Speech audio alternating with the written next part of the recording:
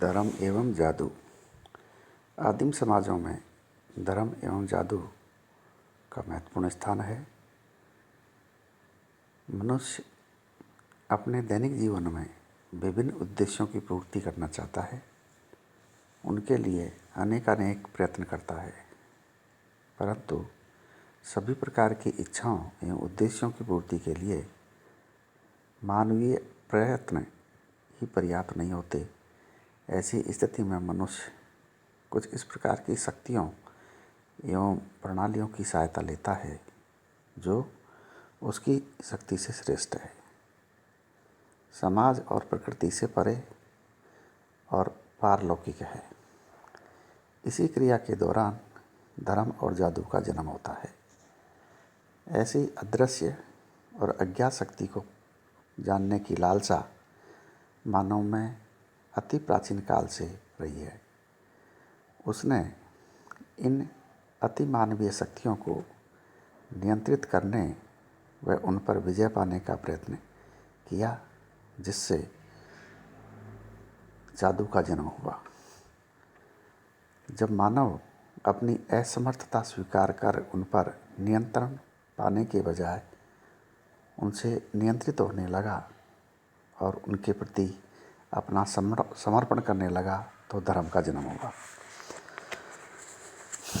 समाजशास्त्र में, सामाजिक मानव शास्त्र में धर्म एवं जादू के क्षेत्र में जितना अध्ययन किया गया उतना शायद ही किसी अन्य क्षेत्र में हुआ, तथा आदिम धर्म पर साहित्य भी बहुत कुछ लिखा गया और उच्च कोटि के मानव शास्त्रियों के नाम इस क्षेत्र में अन्य क्षेत्रों की अपेक्षा अधिक है, जिन्होंने अपना मूल कार्य धर्म और जादू से प्रारंभ किया। ऐसे लोगों में टाइलर है, जेम्स फ्रेजर है, विलियम रॉबर्टसन है, स्मिथ है, दुर्खिम, लेवी ब्रूहल है एवं मैक्स वेबर आदि प्रमुख हैं। धर्म एवं जादू का क्षेत्र अन्य विषयों की तुलना में विस्तृत एवं जटिल है। वर्तमान में मानव ने विज्ञान के सहारे अपने पर्यावरण पर काफ़ी नियंत्रण प्राप्त कर लिया है। इसका परिणाम यह हुआ कि कई समाज या तो धर्मनिरपेक्ष हो गए या धर्म में रुचि नहीं रखते और धार्मिक विश्वास की वैधता को स्वीकार नहीं करते। फिर भी धर्म आज भी एक सार्वभौमिक तथ्य बना हुआ है। आदिम जातियों, ग्रामीणों एवं लघु समाजों में आज भी यह मानता है कि मानव प्रयत्नों की सफलता असफलता ऐसी देवी शक्तियों के हाथ में है जो घटनाक्रम को परिवर्तित कर सकती है। आदिम समाजों में प्राकृतिक एवं ईश्वरीय शक्ति में अंतर नहीं किया जाता और सभी घटनाओं के पीछे अलौकिक शक्ति का हाथ समझा जाता है। उनके जीवन की अधिकांश घटनाएं एवं क्रियाएं धार्मिक और जादुई क्रिया से प्रारंभ होती है। उनका अलौकिक शक्ति में विश्वास विज्ञान की चमत्कारी देन के बावजूद भी आज भी वैसा ही बना हुआ है जैसा पहले था। टाइलर ही पहला मानव शास्त्री था जिसने यह बताया कि आदिम जातियों में भी धार्मिक क्रियाएं एवं विधि विधान पाए जाते हैं। इससे पूर्व धर्म केवल सभ्य जगत की उपज ही समझा जाता रहा। टाइलर के बाद किसी भी मानव शास्त्री ने किसी भी ऐसी जनजाति का उल्लेख नहीं किया जो धर्म रहित हो।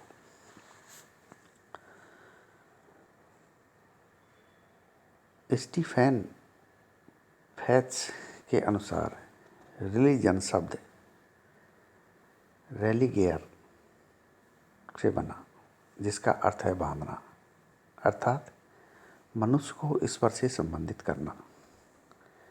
धर्म शब्द की उत्पत्ति संस्कृत भाषा के दृढ़ शब्द से मानी जाती है, जिसका अर्थ है धारण करना, अर्थात सभी जीवों के प्रति मन में दया धारण करने को ही धर्म कहा गया है।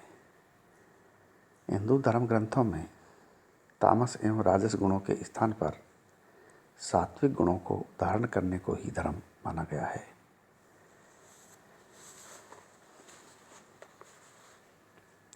जेम्स फ्रेजर कहते हैं, धर्म से मनुष्य में श्रेष्ठ उन शक्तियों की संतुष्टि या आराधना समझता हूँ जिनके संबंध में यह विश्वास किया जाता है कि वे प्रकृति और मानव जीवन को मार्ग दिखाती और नियंत्रित करती है।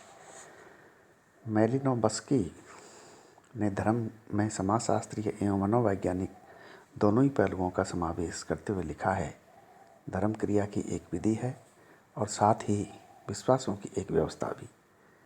धर्म एक समाजशास्त्रीय घटना के साथ साथ एक व्यक्तिगत अनुभव भी।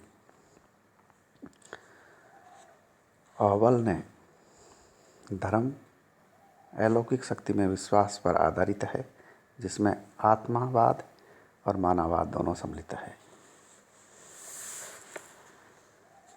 विभिन्न परिभाषाओं के आधार पर हम कह सकते हैं कि धर्म का संबंध अलौकिक शक्ति में विश्वास से है।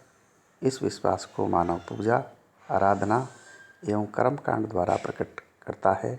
धर्म में यह विश्वास किया जाता है कि अलौकिक शक्ति प्रकृति एवं मानव जीवन को नियंत्रित एवं निर्देशित करती है। धर्म को और गहराई से समझने के लिए इसकी कुछ लक्षण है या विशेषताएं हैं जिनके आधार पर हम धर्म को और बारीकी से समझ सकते हैं। पहला है, धर्म अलौकिक शक्ति में विश्वास करता है। धर्म की सर्वप्रमुख विशेषता यह है कि धर्म में यह विश्वास किया जाता है कि विश्व में कोई न कोई अलौकिक एवं दिव्य शक्ति है जो मानव से श्रेष्ठ है। यह शक्ति ही प्रकृति, मानव जीवन, समस्त विश्व का संचालन करती है। धर्म में कुछ धार्मिक क्रियाएं हैं जिनको मानव अपने धार्मिक विश्वास, विभिन्न धार्मिक क्रियाओं जैसे पूजा पाठ, कर्मकांड, यज्ञ, हवन, बलि आदि के द्वारा अभिव्यक्त करता है। यही कारण है कि प्रत्येक धर्म में अलौकिक शक्ति से संबंधित बाह्य क्रियाएं पाई जाती है। कुछ धार्मिक क्रियाएं तो होती है जिन्हें सामान्यतः सभी व्यक्ति कर सकते हैं, किंतु कुछ के लिए धार्मिक विशेषज्ञों जैसे पंडे, पुजारी, पादरी, मुल्ला आदि का सहयोग लिया जाता है। धर्म में पवित्रता की धारणा पाई जाती है। धर्म और धर्म से संबंधित सभी वस्तुओं, क्रियाओं, पुस्तकों, प्रतीकों आदि को पवित्र माना जाता है। धर्म में भावात्मक एवं मानसिक पक्ष भी होता है। धर्म का संबंध हमारी भावनाओं एवं संवेगों से भी है। यह अलौकिक शक्ति में विश्वास, भय, श्रद्धा, भक्ति, आदर, प्रेम की भावनाओं तथा संवेगों से जुड़ा होता है। धर्म के अंतर्गत प्रार्थना, पूजा एवं आराधना की जाती है।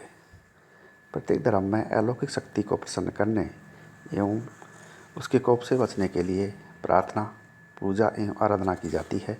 इसके लिए अनेक विधियाँ प्रचलित है। हिंदू, मुसलमान, सिख, ईसाई, बौद्ध और आदिवासी अपने अपने तरीकों से प्रार्थना, पूजा एवं आराधना करते हैं। धर्म के अंतर्गत तर्क का अभाव होता है। धर्म तर्क विहीन एवं वैज्ञानिक तथ्यों से परे होता है। यह भावना और विश्वास पर आधारित है। विज्ञान के आधार पर धर्म को सिद्ध या असिद्ध नहीं किया जा सकता है। धर्म के लिए कुछ आवश्यक तत्व भी हैं, जैसे अनुष्ठान है। सभी धर्मों में अलौकिक शक्ति से संबंधित विश्वासों को प्रकट करने के लिए अनुष्ठान एवं कर्मकांड पाए जाते हैं। धर्म में अनुभूतियाँ भी है। अनुष्ठानों का एक प्रयोजन यह भी है कि वे उचित भावनाओं को जागृत करते हैं। विश्वास है, संगठन है, प्रतीक और पौराणिक गाथाएँ हैं, निषेध है, धार्मिक संस्करण है। ये धर्म के कुछ आवश्यक तत्व है। तो इस तरीके से धर्म को की कुछ विशेषताओं को समझकर उसको समझ सकते हैं। धन्यवाद।